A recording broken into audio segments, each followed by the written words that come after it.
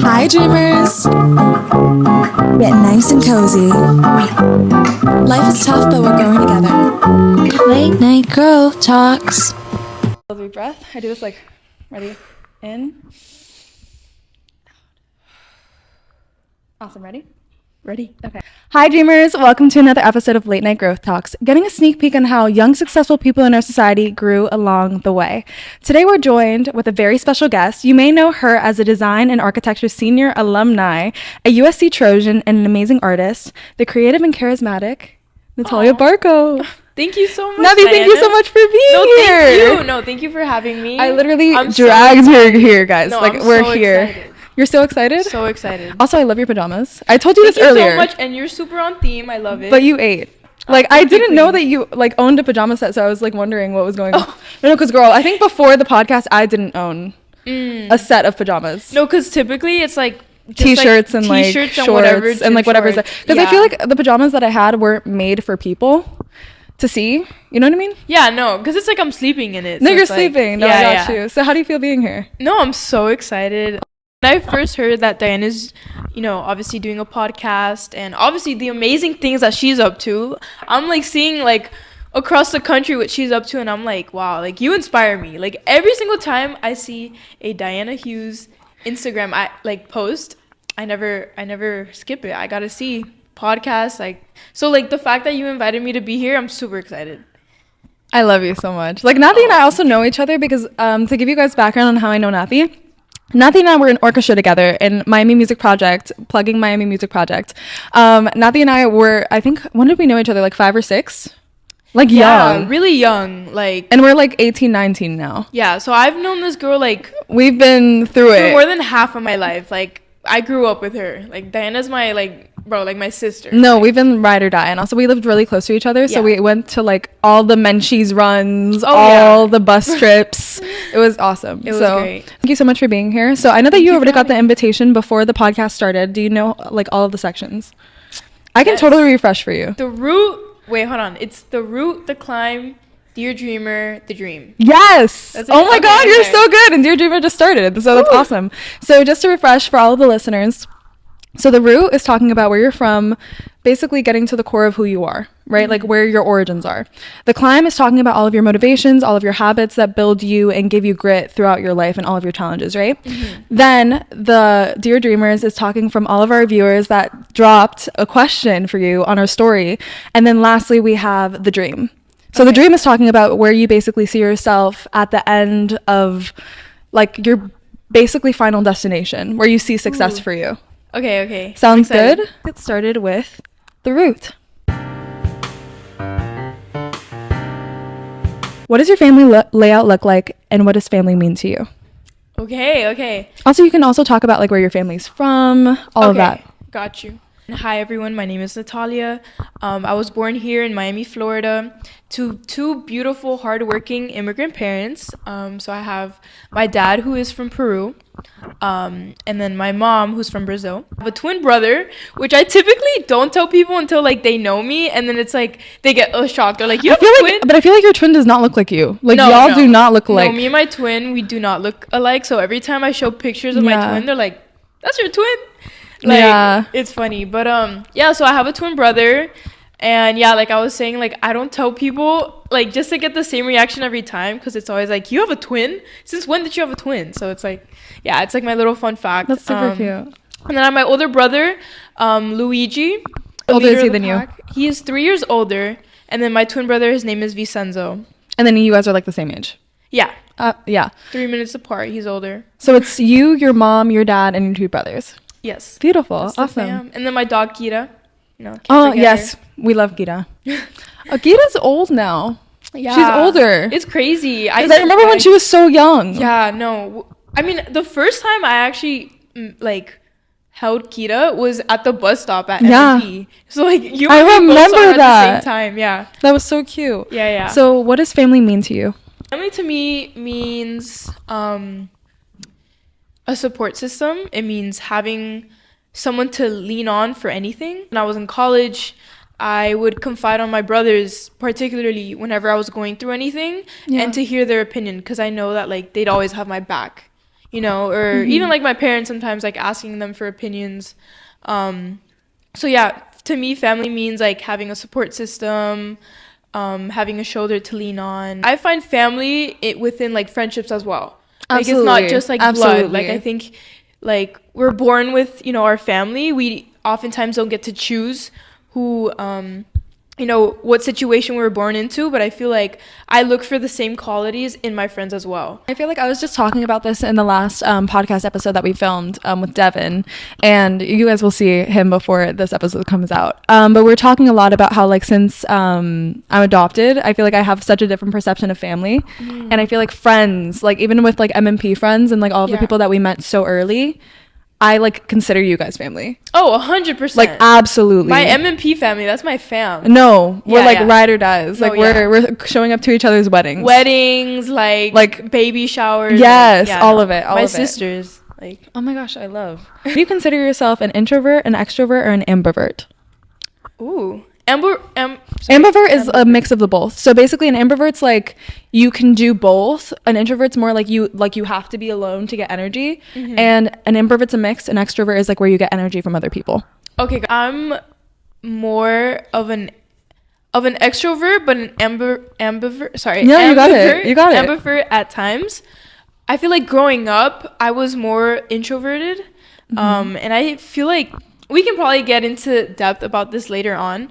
But definitely being part of the Miami Music Project and being along people that MMP is getting so plugged right now. I know, like shout out Miami Music Project, like Yeah. no, but yeah, no, being in like these like social programs that I grew up in, I feel like I was able to 100% be myself with people who were just like me. I'm more extroverted now than when I was growing up. I'm like typically like when I'm meeting new people, I'm not really shy to meet new people. Yeah. I actually love meeting new people. Like I love getting the chance to like hear someone's story or, you know. I feel like honestly being extroverted comes with time sometimes with some people. Like you have to get out of your shell, and sometimes kids especially can feel very introverted when they're little, and then they kind of grow out of their shell. Like I feel like I was really introverted when I was younger. Yeah. And I was very shy. Yeah. And then I started like being around people, and then when I kept starting knowing like where to make friends and like have those groups, that's what allowed me to feel like more welcome and exactly. No, grow. that's what makes a difference is when you're like around people who are like you're not afraid to be yourself. So it kind of like takes you out of your shell, and it's like, oh wow, like people really like me for who I am. No, and absolutely. I don't have to put up a front or anything. And like, yeah. So I would say like when I was younger, I was more afraid of being myself than I am now. Like now it's like if you like me or if you don't like me, like I don't care. Like I have my people, and it's that's literally how it works. I love it. You started with art at a young age. What inspired you, and what did you like, and when did you find out that you were like creatively inclined? Art at a young age, and what inspired you? Okay, gotcha. You can talk about that first. Okay. So honestly, for as long as I can remember, I've been drawing. It was kind of a thing for me, like as a kid, to just like find like solace almost, and then just start drawing. And I feel like it gave me like a sense of like inner peace, and I was like, I love that. It's like I can like blur out all the noise that was like going around me, and I could just be myself, and like that was enough, you know. Like I was in my own world drawing, and I think honestly like it was thanks to Diana's mom, which is crazy. This is like a full circle moment, but I never really thought that I could be an artist. There's no artist in my family. It was not something that I saw as like even a career. It was like you grow up, you're like, oh, Picasso from like the 1900s. Centuries ago. Right, exactly. Yeah. So I don't really see that exposed to young artists. Yeah, exactly. So actually the story is I was coming back on the bus from MMP, from Miami Music Project, our orchestra. And I was just drawing, and I really wish, oh my goodness, I really wish I brought the drawing. I could send it to you, and I could send you like what I was when she sends it. But I was on the sketchbook, and I remember my mom, like from a young age, she saw this like that I was artistically inclined, and she bought me the sketchbook. And I like the second I got that sketchbook, it was like my most prized possession, because it was like the first like physical object that I was like, oh my gosh, like I can be an artist, like, you know, this is like, it felt like more real, because before it's like you're drawing on copy paper, my mom like it's whatever might say that sketchbook really started it all, because it was my most prized possession. I took really good care of it, and I only drew on it when I knew I had time to like make a masterpiece, like in those days.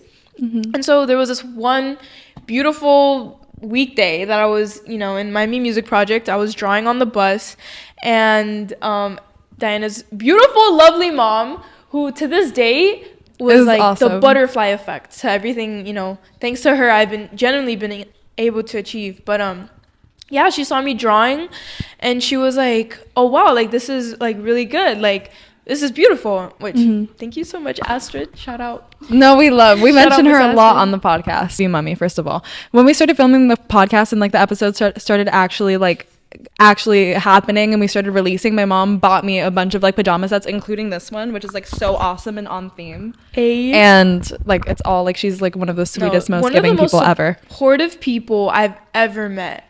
Like, yeah. No, she's awesome. She saw me, drawing, and she was like, are you taking art classes? And I wasn't, because the reality is that like it's just, it's like very expensive to have like private lessons. And it was something my parents did look into, but like private lessons are so expensive. Yeah, no, having 3 kids, and like, my parents, again, like they're immigrants, always working. My parents, like to this day, are like my biggest inspirations, because there were things that my parents tried very hard and to be able to give to me and my 2 brothers, and like these extracurricular activities. My Me Music Project is a nonprofit, and that is the reason I was able to get a music education, because like having private lessons of any kind is super expensive. Astrid was like, like I have a friend who does a nonprofit art has this nonprofit art organization, and she came to my parents and she was like, daughter, she's like gifted, like can you contact the woman who is in charge of the nonprofit to get your daughter into the program. Yeah, I kept drawing on that bus, and Astrid was like, have your parents contacted her yet? And I was like, not yet, I could literally hear my mom saying that, like just the way you said it. She never gave up on me. Like, that's the thing. It's like she didn't just say this one time and it was like let it pass. No, she was dedicated to making sure. Like, make sure your daughter is in this program. The Lewis Art Studio. Plug it in. We're plugging it. But yeah, so after some time, my parents were like, okay, like, Astrid's been talking to us a lot about this. Seems like you're really interested. Having my mom like show such an interest in you, like they really liked her for that. Like that really did like make a difference, honestly, because like, yeah, it's like my parents, like they have a lot on their plate, and I think it wasn't necessarily that they, like weren't caring. It was more so it was kind of like, it was out of the ordinary for them. Right, exactly. Yeah, and I feel like, honestly, with a lot of immigrant parents, they want a safe route for their children. Exactly. And having art or having something that's like creative expression that's not something that they're used to, even in their countries, like being an artist is so far-fetched in general. So I feel like coming to the country, they just want to give you a stable life, and then you like maybe choosing a career path that was like out of the ordinary, or like not like unstable, but less stable than like an engineer, or like something like that. I feel like I understand where they were coming from, but I'm really glad that they like came around and let you go for it. It was the ripple effect, the butterfly effect, that like because from Lewis it Art started Studio, everything for you. Yeah, it's art studio, my middle school summers and like every Saturday, and I was also doing basketball at the same time. And so my parents, I remember I would miss a lot of games. I had a lot of fun just competing. Like I would say, like, in a way, like I'm naturally competitive. I was the only girl in this basketball team that I was part of. So I really wanted to show up and show out and like go to these games. But I had, Lewis Art Studio on Saturdays, and I had to miss so many games. But my parents were like, you're going to studio, you're gonna go do art. Like, my parents have always been my cheerleaders, and there's definitely times that I've questioned it, just because of like the way that they approach being supportive. That goes a lot into like how they grew up. I feel like a lot of support looked like when they were growing up. So it's like, so like growing up, my parents were like, you're going to art classes, like miss your games, like this is your future. There was a switch, I feel like, at a point that they were like, no, like this is for your future, so you're doing it. They weren't pushing, but it was more so like, like They were keeping you on track. keeping me on track. Exactly. I feel like it was the same with my mom, where my mom was very like, at the time I could have seen how things were like, I couldn't see what she was doing at the time. Right. But then I'm so grateful for some of the things that she pushed me to do, where like at the time I'm like, why is she doing this to me? Why is she forcing me to do this thing? It's like, even for like in the beginning of MMP, I remember I wanted to do like another club, and like I'm like, oh, MMP is too much, like I haven't hung out with friends and like whatever. And then the fact that she's like, no, you finish what you start, you're staying in this orchestra. And now I have this like solid mentality saying like, I'm finishing what I start no matter what I do. Yeah. And like that's something that like I could never like take back, but she knew what she was doing. Right. You know, and I feel like that's a lot with parents. Yeah. So honestly, and also any advice for anyone that has like strict parents, most of the time if they're pushing you to do something but it has some direction, they're usually doing it for a good reason, even if you can't see it at the time. Usually they're doing it to like help you and better your life. Most of the time, different thing, but most of the time they are trying to help you, even if it's something that's like invisible and behind the scenes. Yeah, that's something really important to remember, because I remember in high school I also felt the same way. Like there were times my parents were very I mean, I'm sure you remember. We remember. There were times that they were very tough on me, and it was hard to remember that they're coming from a place of love when, you know, when they're very strict or harsh on you. Yeah, like the words they choose to use, or, you know, certain like actions that they do. You know what I'm saying? It's like hard to see how it could be coming. It's hard to understand. Yeah, it's hard to understand. Yeah, hard to see how it could be coming from a place of love, but at the end of the day, like I'm speaking like in my experience, like with my parents, like they never want to see me fail, and if they see me like slacking back, it's like keeping me on track to like make sure that it's like you know, but like, the pressure can be a lot. It's like keep going, like yeah, but it can be a lot. Yeah, like especially if you're like striving for perfection all the time. Yeah, like it can make you like, even with like I was talking about, like I mentioned Gifted like recently with like a group of friends, and I was talking about how like Gifted gives you this thought process that like failure is such a horrible thing, and that failure in classrooms and also just the school system in general, but especially Gifted, since you're put in such a high pressure, like in such high rigor courses, and you're in a classroom where everything's like competing, and also like failure is seen as such a horrible thing, that in life, when you're an adult, you're given all of these situations where you have to fail to learn and grow as a human being. But then growing up in these classes where failing like decreased your value, it's like a crazy thing to deal with when you're like an adult and trying and like to fail, right, to grow as a person. But then you were never taught to fail. It was seen as like it was seen like you're devalued. Instead of a stepping stone, it was like you're going down. You're going down. Like instead of like growing as a person, failure was always seen as like such a negative, and failure is not a negative. You can't fail. It's like why are you failing kind of thing. No, it was horrible. Beautiful answer. Thank you. Okay, so what are people's usual first impressions of you before they meet you? They're wrong or close, maybe? What did you think? Ooh. And sometimes like after knowing someone for like a long time or getting close to someone, I'm like, what was your first impression of me? And typically like the average answer is that like, oh, you were just chill. Like you were just like a chill, like relatable person. I'm happy, you know, like that people that you're like approachable and you can come to. Yeah. Typically it's like, oh, like you were like kind, like you were nice. Oh, I love that. Yeah. That's a really good first impression. I feel like for the longest time people saw me as like very intimidating. Like when people would come up to me, because I would always be very focused, and also like when I'm like, especially in school when I was like handling all of my projects and stuff, like I'm super like I have like a game face where I'm like super focused. It's not like necessarily an RBF.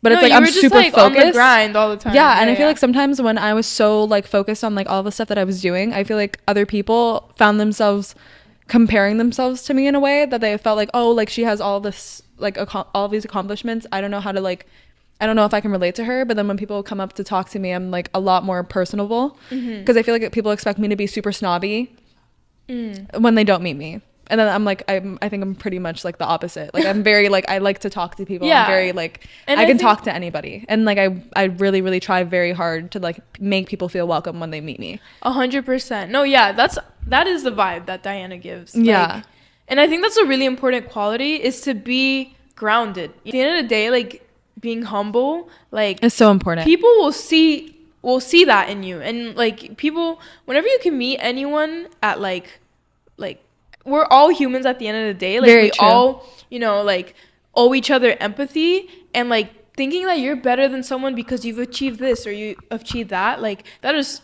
far from the truth, because at the end of the day, like we have to meet each other exactly where we are, you know what I'm saying? Like, you know, like reminding each other that we're grounded, you know? Like, absolutely. And also I feel like so many people, like that people that do look down on others, they don't understand where they come from, and like it's like the empathy where we're talking about that. I feel like a lot of times when people meet other people, they don't think about where they come from, especially people that are more privileged than others, where they can't imagine where they're coming from or why they do the things that they do when they weren't given as many resources or 100%. Whatever. And I feel like, honestly, everyone deserves kindness, no matter where you come 100%. From. And I feel like that's so needed, and there's not enough of it. Yeah. Like, no matter who you are, if you're like a living, breathing human being, you deserve kindness. Like, that's something that like and that's the bare minimum. That's honestly. Bare minimum. Like, to be kind to someone. To be kind to someone. Like, to say good morning. And also, it's like, you know what's crazy? It's like, that's not even seen. That's like seen as like, oh my gosh, you said good morning.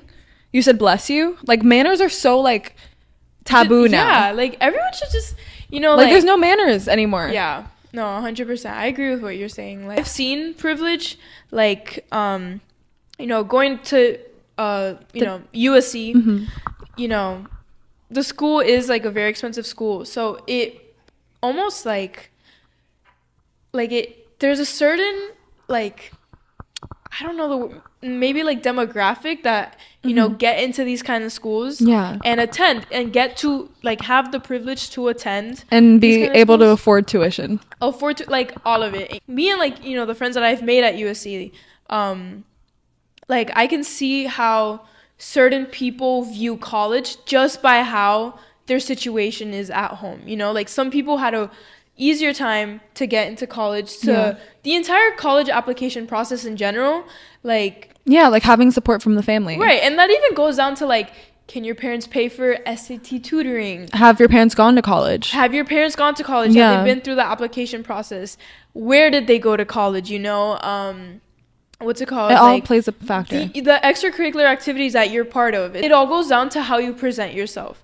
Because you never know who you're talking to and what they've gone through to get to the level that you guys might both be at. So the least that you can do to someone is show empathy and be kind and, like, be, like, a good person. You know? Like, yeah, absolutely. Like, you, at the end, yes, you might have achieved more things, but you've also might have had an easier time achieving those things compared to someone else. I also wanted to mention, like, piggybacking off of what Nathy's saying. I promise we're gonna finish this, guys. I know this has been like a little ranty, but we're definitely getting there.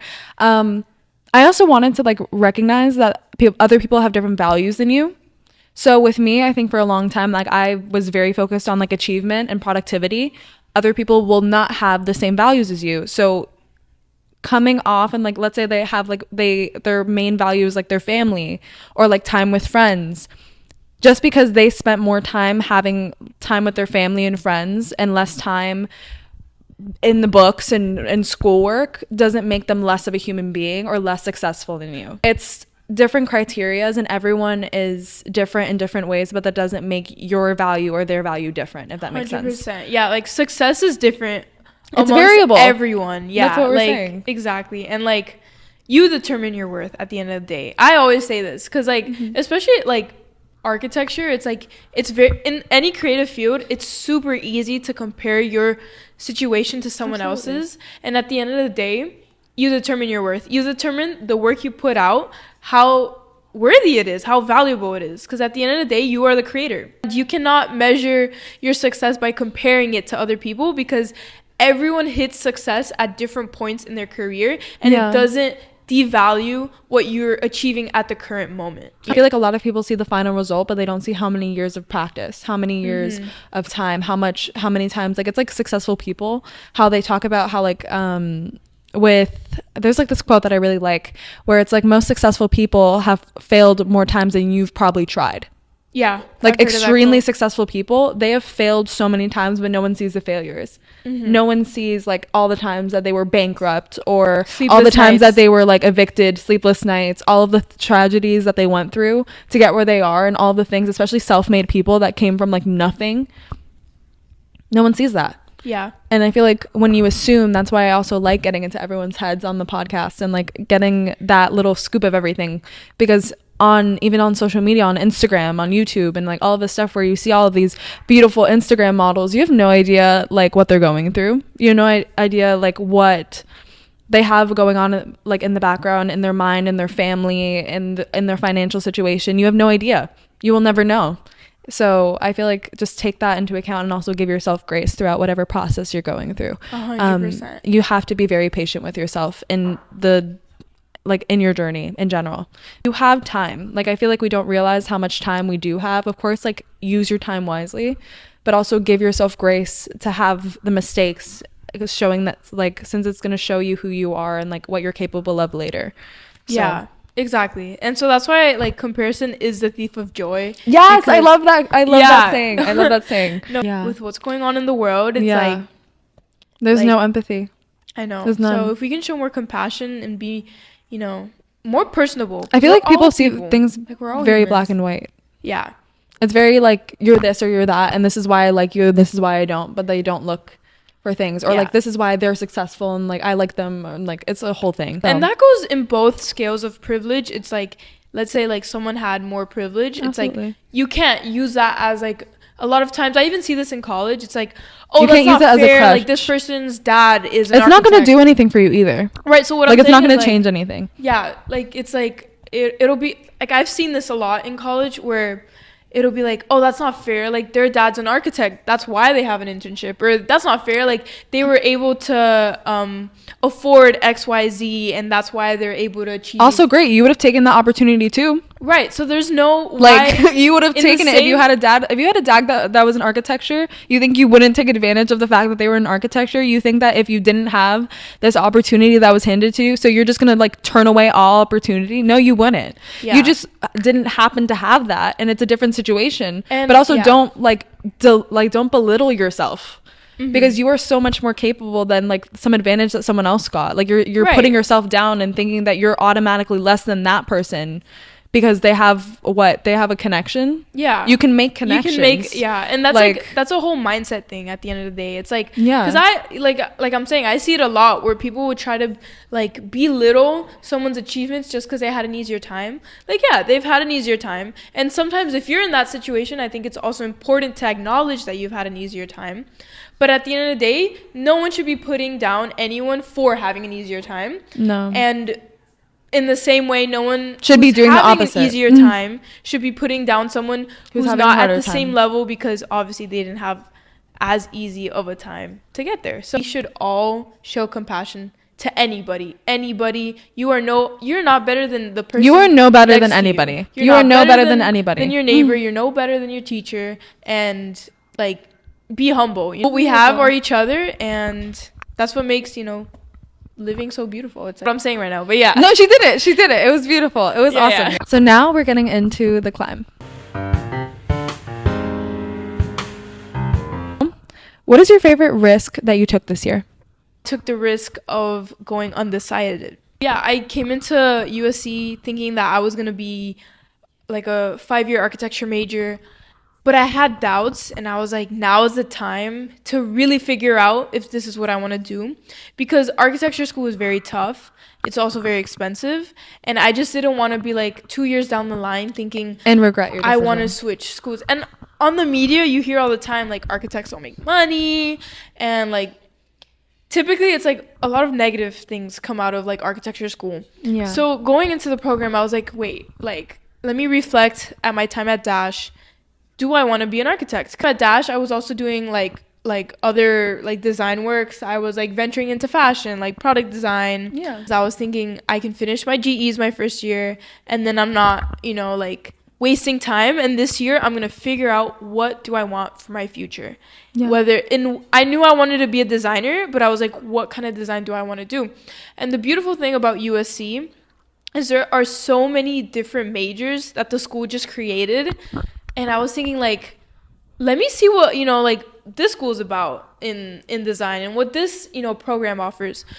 I think when I stepped away from architecture after, doing it for 3 years, I like was really like, who am I? Like, I think that was a big risk. My family at the time was like, whoa, what do you mean you're like stepping away from architecture? Like, what are you doing, you know? Yeah. Especially I had just gone to college. Like, I was, you know, a freshman, you know?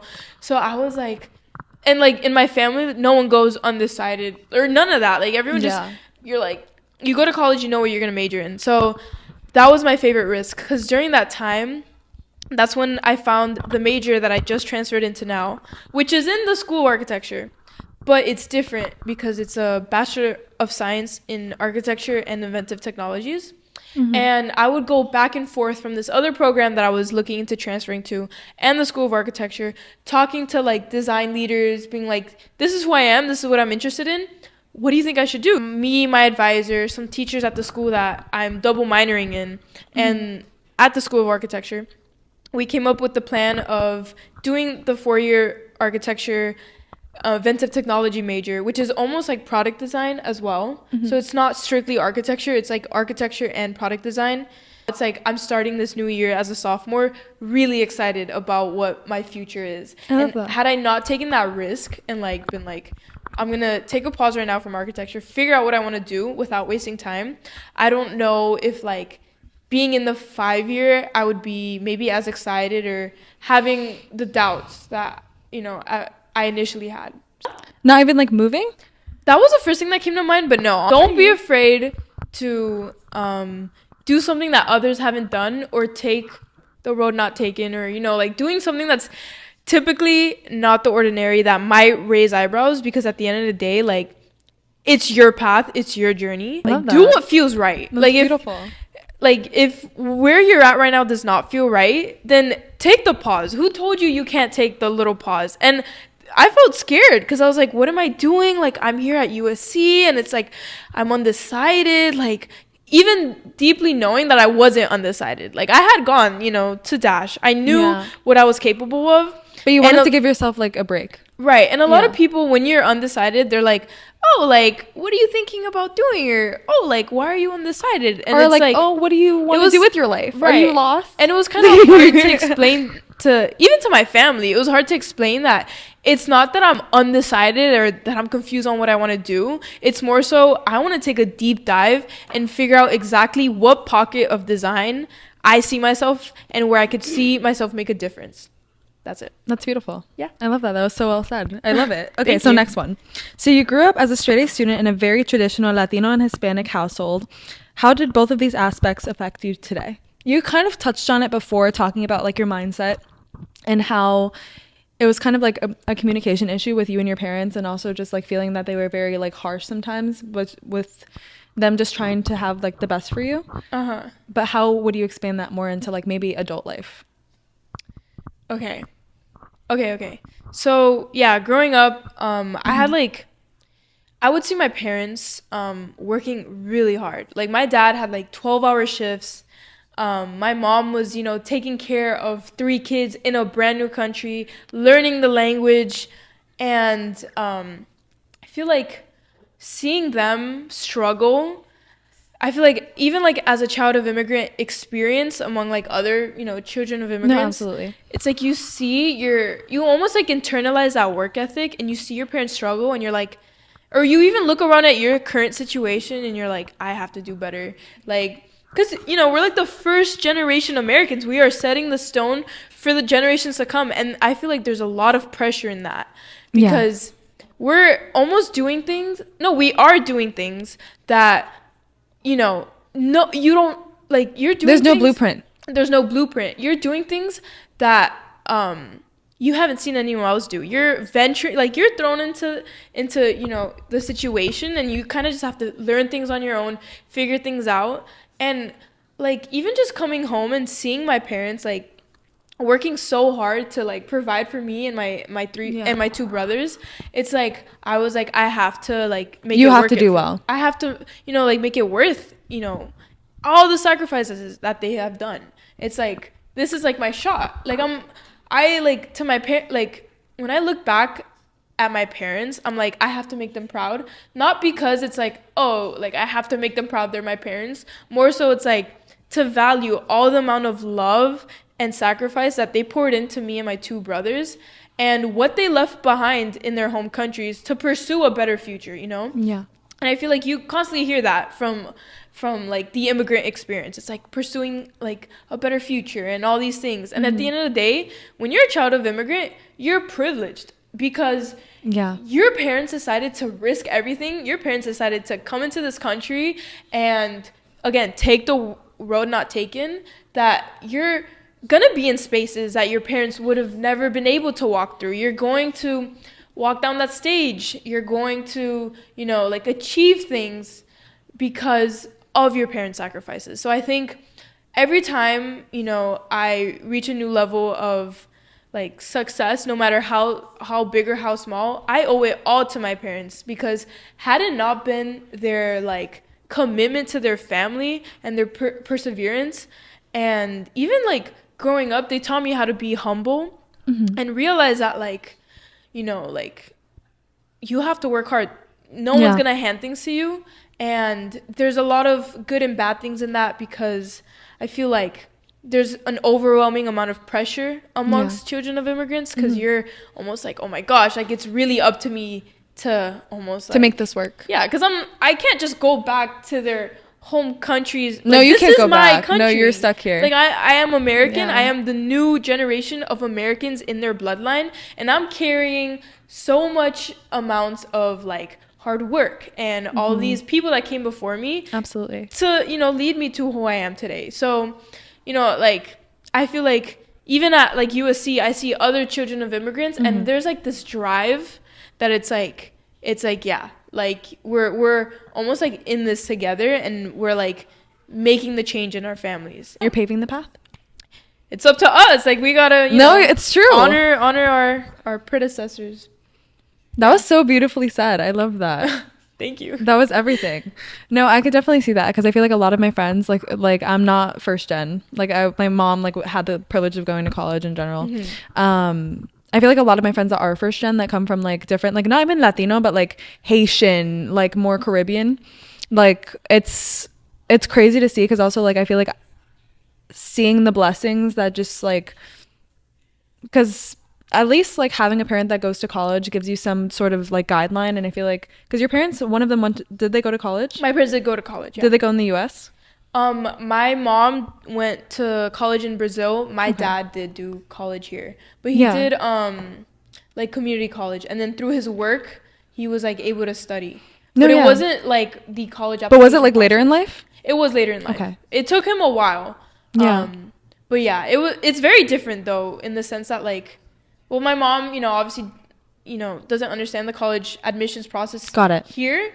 My dad, it was different, because it was like community college classes, and then when he did go to university, it was later in life, and it was like technical school. Got it. And it was like it wasn't like through his work. No, yeah. So it wasn't like the college application process. No, yeah. So even with my friends, like also considering like, even though your dad did end up going to college, I feel like especially going to like the college that you went to on the scale that you went to, like flying to LA, going to this like bougie architecture school, and not really having a base with your parents, because of course they went to college, but it's not to the extent that you went to. And also like they didn't have your college experience.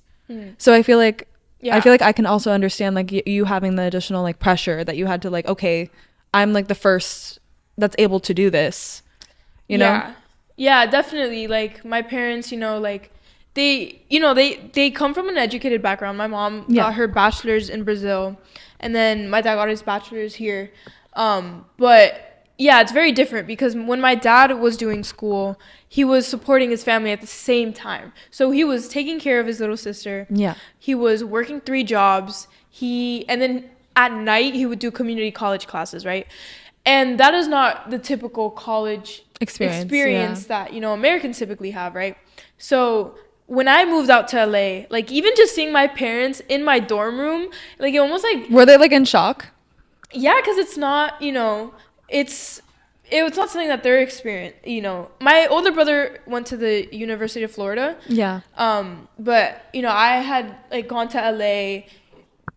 My brother was a little closer, whatever, but I think when they finally like let me go, I just felt this like, oh my gosh, like I felt like it was like my we did it moment. Like I looked at my parents in my room, And like I just like saw them in like my dorm, and I was like, wow, like, okay, wait. No, I you're can't good. cry. It's okay. No, like I just saw, like I saw my parents in the dorm, and I was like, yeah, like it We almost made felt it like- here. Yeah, I felt like everything was worth it. Like all of our like oh my god, I'm not gonna No, you're okay. You're doing great. You can like- take a second. You can take My a second. bad. You're okay. I did not think I was gonna get You're emotional. okay. Thank you. You're okay. For the like very few Latino people there, and like seeing that like my parents were able to be in a space like that, and like every time I'm in college, like what reminds me of home is like the Latinos, and in college it's like typically like the custodial team, Yeah. and they're always like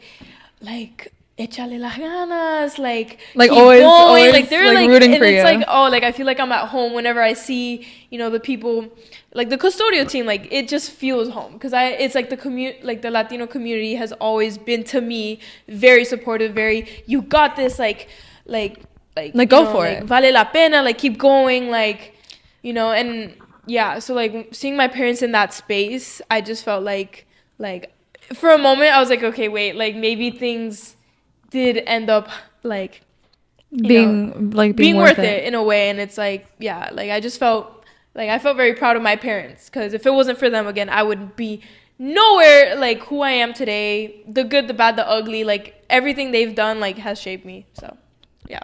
Oh, it's beautiful. I say that to everything you say, because I'm also like in awe of you, but so I'm just like very patiently listening. But I think it's crazy, and I love how like you're even like you find like little places to find home in LA, even though it can feel probably like really isolating going and being away from family for so long.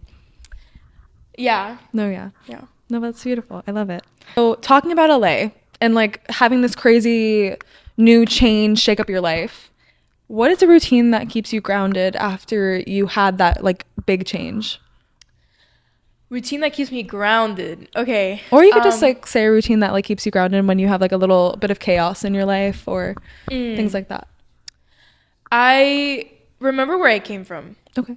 I remember what I did in high school to get to where I'm at, and I'm like, okay, like I cannot let the here, wait, I'll show.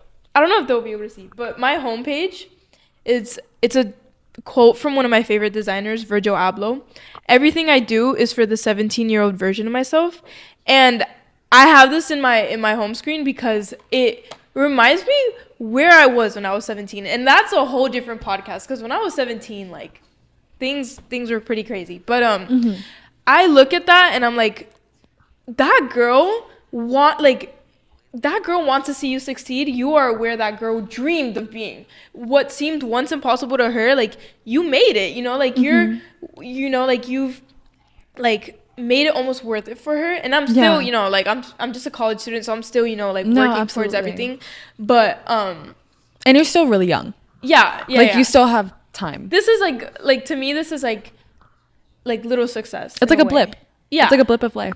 Yeah. So that's probably what keeps me grounded, is like I remember where I came from, all the sleepless nights, all the arguments with my parents, all the, like everything that just got me to that point. And I'm like, I have to keep going. And in my dorm, I had like a little picture of my parents. And I was like, anytime when I was feeling like unmotivated, I would just look at my parents and I'm like, if they were able to do like come to a new country, have a family in a country that they're not familiar of, and like be able to send their kids to like great schools, it's like I need to toughen up and get it together, and like get it together, because it's like I owe it to them. So no, I love it. Yeah, that's beautiful. Okay, so this is the end of the climb. Okay, fun. So now we're going in to one of my favorite new additions to the podcast. Not the climb having me in tears, like it has a lot of people going through, because the climb is kind of like the rough patch, like where we're really getting into it. So that was like the proper reaction. Like you did great. Now we're gonna go into Dear Dreamers. So to remind you one more time, these are all personal questions that people asked of you. Okay. So this is like we posted a little story on our Instagram asking people what they would want to ask you based on a little description that we added. And these are all people that responded. Okay, great. So they're all anonymous, but also to kind of keep it in the same like retrospect, we're dreamers, they're dreamers. So this is dreamers asking another dreamer, Okay, like fun. different questions. Okay, cool. So ready? So dear dreamer, how did you find the courage to chase something that wasn't the norm? How did I find the courage? How did I find the courage? I think I was just very excited. You were just really excited to go for it? USC to me was like, it was the dream. Like, I mean, all of you guys know I would only talk about USC. No, it would be all the USC time. All the time. I only cared about USC. I was like, oh wow, like this school like had everything I wanted and whatever. So I would say it wasn't more so finding the courage, it was more being excited in the journey that like really propelled me to be like you're not second guessing this is what you wanted, like let's do this. Like yeah, take 110% of the energy you have and put it into this move and give it your all, because it's like when you're starting a new chapter in your life, it's like the tone that you start the chapter in is like what's gonna propel the next couple pages. I've had some really fun, crazy, like cool experiences at USC. And had I not, I guess, find the courage, but like had the excitement to like go for it and just do things and like, yeah. No, that's beautiful. I love it. And also I feel like you were doing crazy things before you even went to USC.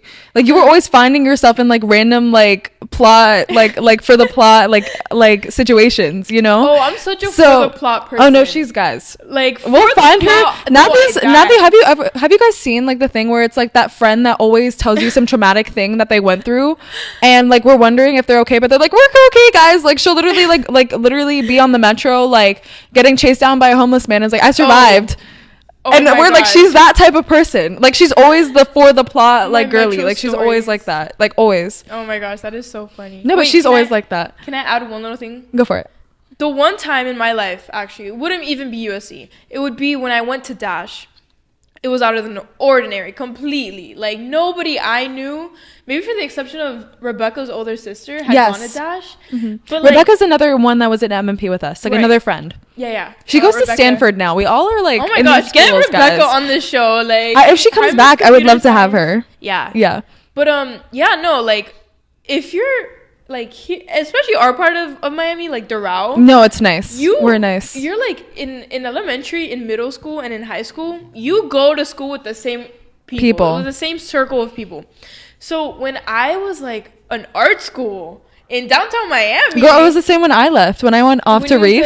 Yeah, it's like not the ordinary. It's like I remember being scared because all my best friends were going to Reagan. We're going to the... Yeah, I'm really glad I left. No, like, going to Reagan, like, I was thinking the whole time, my parents were like, they were like, oh, you know, like, you got into... Because at the time, I had gone into New World and Dash, and I was picking between both.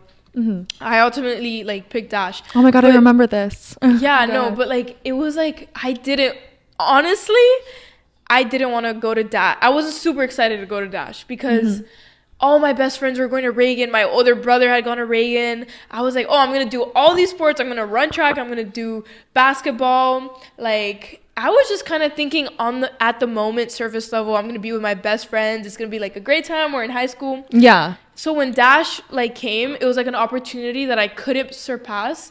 But I was thinking like, what am I going to be doing over there? I know absolutely nobody. Yeah. Actually, that's a lie. I knew two people who were going. Okay. That we had done Lewis Art Studio together. Very cute. But besides that, like, no one that I was super, like, best friends with, like, to the level of, like, the people going to Reagan. Yeah. So I think that was very courageous. And had I not gotten to Dash, I would have not been at USC. Like, I really doubt it. Like, yeah. No, like, it's literally been a butterfly effect. So shout out also, Dash, even though I know you guys know it. Dash was a intense. Journey. Dash was intense. Dash was something. I honestly owe a lot to Dash. No, but I feel like if you go to an intense school, it preps you way better than you would if like you had like a normal school 100%. Gen ed experience. And you figure out who you are in the process. Yeah, absolutely. Like you have to go through certain things to figure out like what can I take and what can I not take. Like, absolutely. And that prepares you for college. And also, guys, another piece of advice: never go to school just because your friends are there. Oh. Never. Literally never. Do not literally never do that. Your friends will not, okay, the amount of friends that I lost when I went to college just because of the transition, they will not be, you will not be in the same place with your friends that you had in high school when you go to college. I guarantee you that right now. I have like probably on like my hand that I can count of like the people that like I still have in college. What's the biggest shock or adjustment that you faced when you moved out? And this is from like someone that I know personally that asked you this. Because also this is another one of my friends. This? No, this is a friend of mine that also comes from like her mom's from Brazil, her dad's from I think it's Peru. He's Peruvian. So it's kind of like similar. Wait, Brazilian and Peruvian? No, it's not Peruvian. It's something else. Oh, okay. It's something else. It's very similar. It's very similar. But yeah, she's one of my friends, and then she wanted to ask like how you dealt with the adjustment. Like, what was the biggest shock or adjustment that you had when you moved out? Biggest shock or adjustment. Also, because she has like very strict parents that are like had her on a curfew until like still till this day. Okay, that helped me with my when it was like 10 p.m. and like she can't be home past that, and like she's still like she's not allowed to sleep over at anyone's house. Damn, you're just airing her and out she's right grown. now.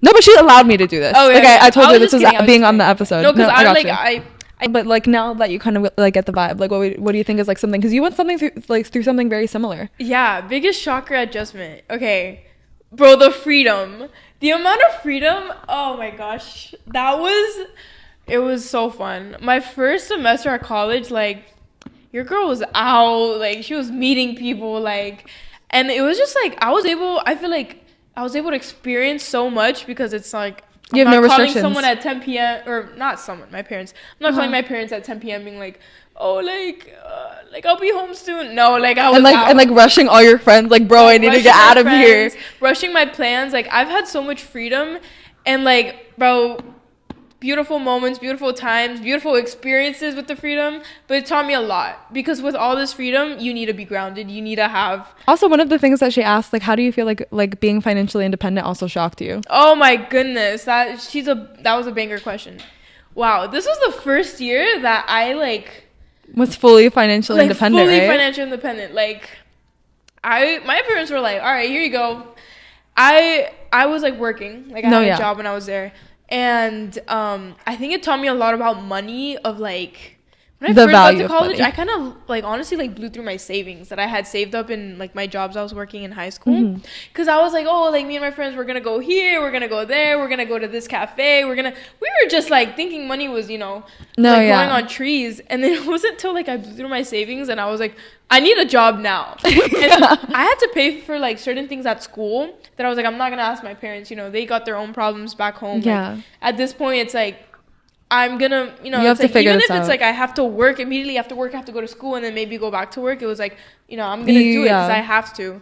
And I think like finally not surviving, I had a blast, but like surviving financially my first year, I look at money a lot differently.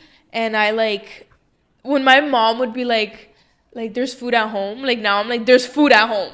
Like my friends are like, guys, like we have food at home, like let's be for real. Like, no, hay comida en la casa. Hay comida en la casa, like and the truth is that like, true. Like there was like but no, beautiful. Yeah.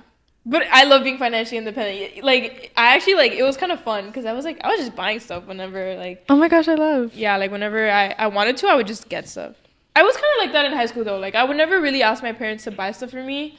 But like, yeah, it was. No, it's nice. Different. It's different. Like here, it's like I have my parents. Over there, it was like, it's like, bro, like I have like actual stuff I have to pay for. Actual like things that are due I have to pay for. Absolutely, I love that. Okay, so last one for the Dear Dreamers column.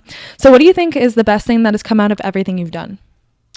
Best thing that's come out of it.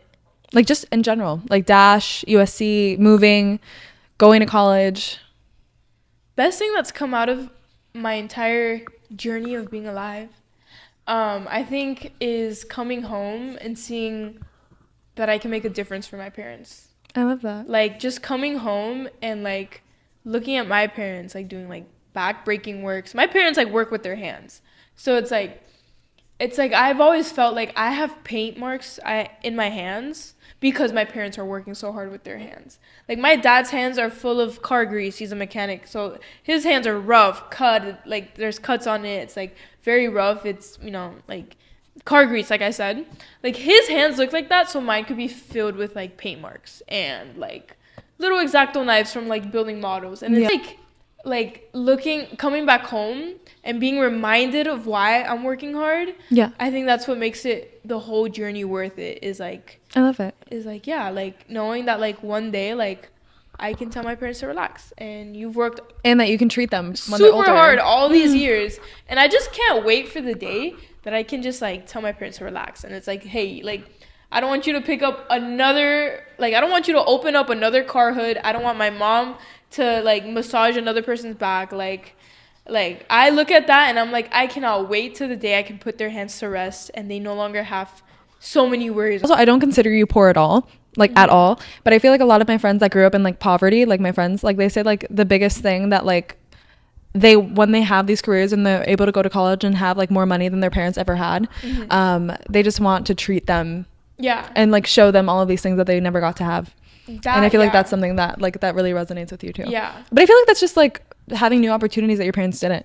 It doesn't necessarily have to be like financial. Oh, we're like, so over time. Like one literally. More thing. Nathi, I love you so much. We are so over time. Yeah, you guys would not be able to hear this lore. I'm sorry. Girl, we've had so much lore. Now we're getting into the dream. This is only if it's hooked up to a console. That's the only the way the button works. No, you're good. This is the dream.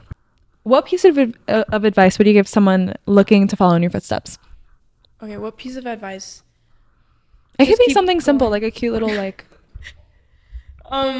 Okay, someone who's in my situation, I think it's very easy.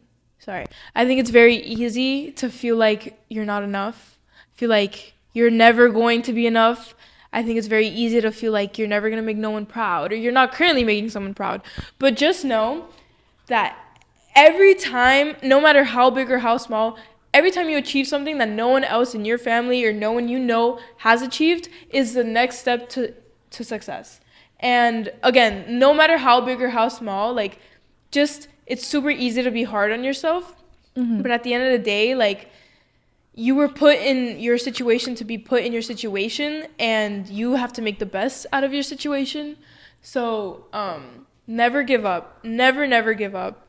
And always know that everything happens for a reason. Something that like you failed at one thing might have actually been the reason that you were able to achieve something else, you know? So you determine your worth. Honestly, at the end of the day, you determine your worth. No grade, no letter grade, no bad recommendation from a teacher, nothing your parents can say determine your worth. You're the person who determines that you're the person who's gonna make the path that you're gonna walk. So at the end of the day, believe in yourself. Know that you got this. You might have a lot of pressure from even generations before you. Like, you might have a lot of pressure, but be ambitious. Know that anything is possible. Like, I even think back in my life where I'm like, oh damn, like how did I get there? And it's like a butterfly effect. It's like everything that you do, give your 100%, because you never know where it can take you. And it's as simple as if I never drew in that sketchbook that my mom gave me, or if I never drew in the bus ride back, I don't know where I wouldn't have been at Dash. You know what I'm saying? So every time you do something, go in it with passion, go with intention, go with right like motives. And no matter what, if you're going into something with all those traits, you're going to end up in a good spot. There's no way that's not going to happen, because you determine your worth. That's beautiful. Yeah. Yay, that's it. So that is the end of the dream. Is there anything that you'd like to promote, or do you want to let them know where they can find you? Yeah. So you can find me on my Instagram, Natalia_Barco_. Yeah. And anything fun you have coming up? Anything fun I have coming up? Yeah, like anything that you're looking forward to? I'm shadowing this architect who designed the Adrian Art Center. Beautiful. So I'm excited for that this summer, to be under, have a mentor like him. Last thing I want to say is I love my parents. Everything I am is because of my parents and everything they've done for me. So that's what I want to end with, is like, shout out my parents. That's beautiful. I love that. Yeah. So we're just gonna say bye really quick. So bye, dreamers. Bye, dreamers. Late night girl talks.